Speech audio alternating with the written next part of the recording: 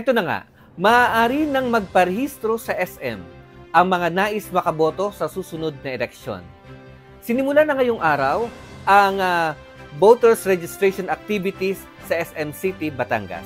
Ito ay bahagi pa rin ng Register Anywhere Project o RAP ng Commission on Election o COMELEC na sinimulang ipatupad ng komisyon noon pang buwan ng Pebrero at ginaganap sa may 170 malls sa buong kapuluan.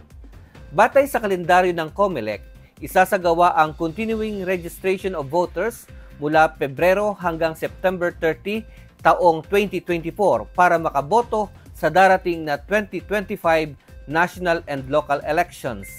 Sa ilalim ng programang RAP, ang mga nagnanais magparehistro na nasa isang lugar na malayo sa lugar kung saan siya nais magparehistro at bumoto ay maaaring makapagparehistro saan mang registration sites na itinalaga ng COMELEC. Ang isinasagawang pagrerehistro sa SM City, Batangas ay nasinisimulan alas 8 ng umaga hanggang alas 5 ng hapon ay tatagal hanggang sa Biyernes, April 26, 2024.